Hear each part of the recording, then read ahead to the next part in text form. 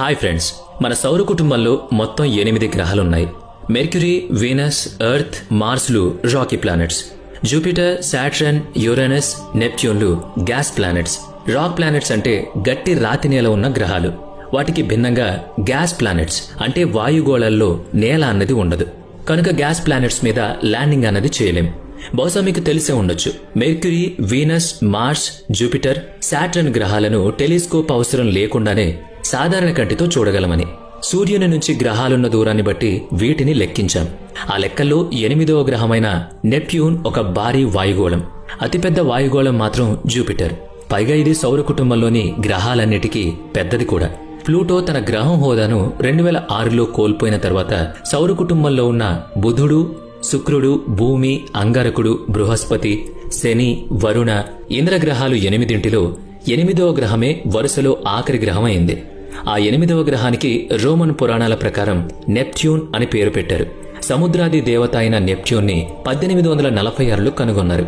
అది కూడా యురేనస్ అంటే వరుణ గ్రహ కక్షలో మరేదో ఖగోళ వస్తువు మూలంగా మార్పులు కనిపించాయని అనుమానించి పరిశోధిస్తే అక్కడ నెప్ట్యూన్ అనే మరో గ్రహం ఉందని తెలిసింది. శాస్త్రజ్ఞులకు ఇదొక నిగూఢమైన గ్రహంగానే పరిచయమైంది. దానిమీద శీతల వాతావరణం గురించి ప్రత్యేకంగా చెప్పాలి. ఈ వీడియో నెప్ట్యూన్ విశేషాలు తెలుసుకోవడం కోసమే. మొదట్లో సౌర కుటుంబంలో 7 గ్రహాలే మనకు తెలుసు. యురేనస్ గ్రహమే ఆఖరి గ్రహమని భావిస్తూ ఉన్నప్పుడు అది సూర్యుని చుట్టూ తన కక్షలో తిరుగుతూ ఒకానొక చోటుకొచ్చేసరికి అసాధారణంగా ప్రవర్తిస్తున్నట్లు శాస్త్రజ్ఞులు గమనించారు. సౌర కుటుంబంలోని గ్రహాలన్నీ న్యూటన్ గమన సూత్రాలకు అనుగుణంగానే భ్రమణాలు చేస్తుండగా యురేనస్ మాత్రం తద్భిన్నంగా ప్రవర్తిస్తోంది. కక్షలో ఒక చోటుకొచ్చేసరికి తన మార్గాన్ని మార్చుకుంటోంది. న్యూటన్ సూత్రాలు తప్పా లేక యురేనస్ ప్రవర్తనను అర్థం చేసుకోవడంలో తప్పు జరుగుతోందా అన్న మీమాంసలో పడ్డారు శాస్త్రవేత్తలు. ఉర్బైన్ లేవేరియర్ అనే శాస్త్రవేత్త రేయింబవళ్లు యురేనస్ నే పరిశీలిస్తూ గడిపాడు. చివరికైనా న్యూటన్ సూత్రాలు సరైనవే అన్నారు. యురేనస్ గతిలోనే ఏదో తేడా ఉందన్నారు. అలా నిరంతర పరిశోధనల తర్వాత యురేనస్ విపరీత ప్రవర్తన కనబరుస్తున్న చోట వేరేదో కనిపించని గ్రహం కాని నక్షత్రం గాని ఉండాలని ఊహించారు. ఆ ఖగోళ వస్తువులు గురుత్వాకర్షణ ప్రభావంతోనే యురేనస్ గమనం అటు ఇటు అవుతోందని చెప్పారు. అలా ఎన్నో లెక్కలు వేసిన తర్వాత ఖచ్చితంగా ఒక చోటును నిర్ధారించి అక్కడొక గ్రహం దాక్కుని ఉందని, అది యురేనస్ అంత పరిమాణంలోనే ఉందని కూడా చెప్పారు. అలా నిశితంగా పరిశీలించాక ఆ ప్రదేశంలో నీలిరంగు గ్రహం ఒకటి కనిపించింది. దాని పరిమాణం, ద్రవ్యరాశి యురేనస్ వలె ఉన్నాయి. ఉర్బైన్ ఊహా నిర్ధారణ అయింది. ఆ గ్రహానికి నెప్ట్యూన్ అని పేరు పెట్టారు. టెలిస్కోప్ లేకుండా, ఏ స్పేస్ క్రాఫ్ట్ ద్వారా ఆచూకీ తీయకుండా నెప్ట్యూన్ కేవలం గణిత సమీకరణాల ద్వారా కనిపెట్టబడింది. ఇంతకీ ఆ గ్రహం ఎలా ఉందో తెలుసుకుందాం. సూర్యుని నుంచి నెప్ట్యూన్ 30 ఆస్ట్రోనామికల్ యూనిట్ల దూరంలో ఉంది. ఇది సూర్యునికి భూమికి ఉన్న దూరం కంటే 30 రెట్లు ఎక్కువ దూరం అన్నమాట. ఈ మొత్తం దూరం 5 బిలియన్ కిలోమీటర్ల భూమి నుంచి స్పేస్ క్రాఫ్ట్ ని పంపిస్తే అది నెప్ట్యూన్ ని చేరేసరికి 12 ఏళ్ల సమయం పడుతుంది.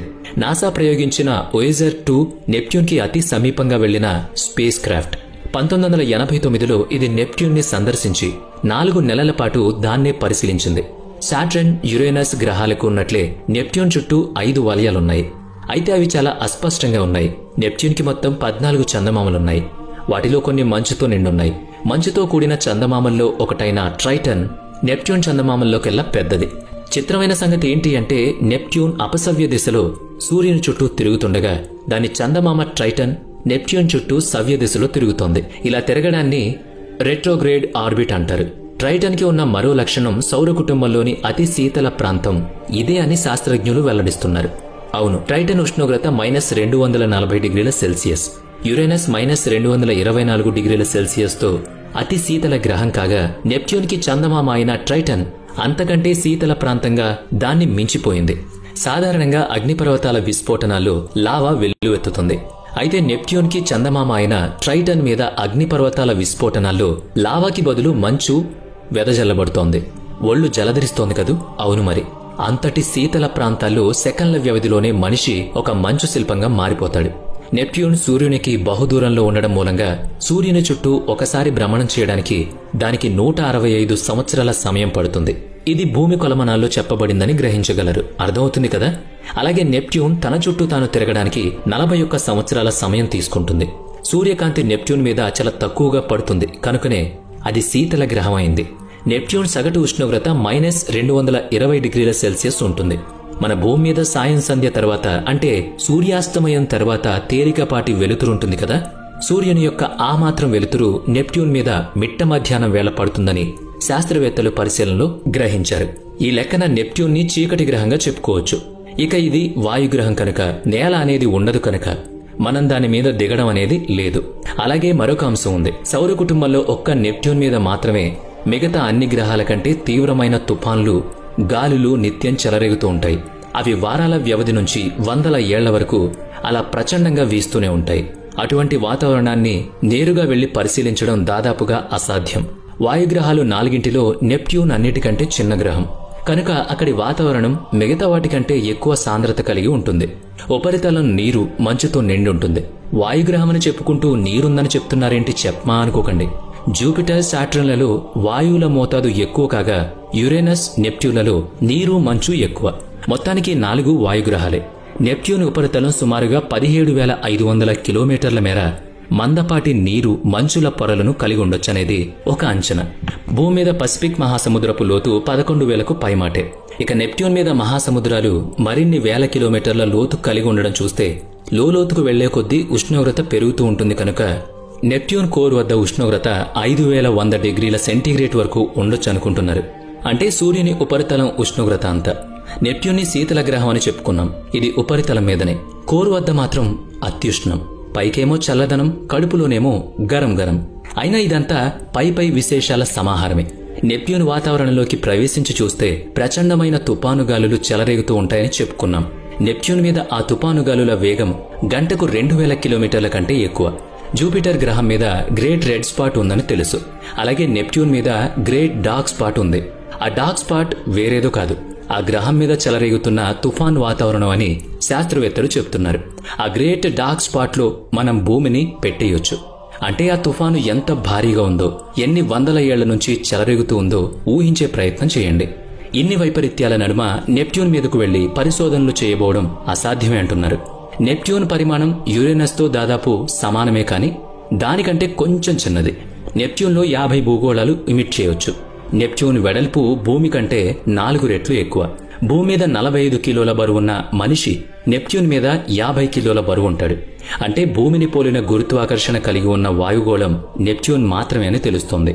భూమి మీద రోజుకు 24 గంటలు కదా, నెప్ట్యూన్ మీద రోజుకు 16 గంటలు మాత్రమే. అంటే అర్థమేంటో చెప్పగలరా? భూభ్రమణం వేగం కంటే నెప్ట్యూన్ పరిభ్రమణం వేగం ఎక్కువ. మీరు కూడా సరిగ్గా అలాగే అనుకునుంటే మిమ్మల్ని అభినందించాల్సిందే. ఒక వస్తువు మరో వస్తువు చుట్టూ తిరుగుతూ ఉంటే అది భ్రమణం. ఆ వస్తువు తన చుట్టూ తాను తిరుగుతూ ఉంటే అది పరిభ్రమణం. కాబట్టి గ్రహాల లెక్కల్లో గ్రహ భ్రమణానికి, గ్రహ పరిభ్రమణానికి అర్థమేంటో వేరేగా చెప్పనక్కర్లేదు కదా. నెప్ట్యూన్ నీలిరంగులో కనిపించిందని చెప్పుకున్నాం, గుర్తుందా? ఆ రంగుకు కారణమేంటో తెలుసుకుందాం. నీరు ఉంది కాబట్టి లేదా చల్లగా ఉంది కాబట్టి అని అనుకోవడం వద్దు.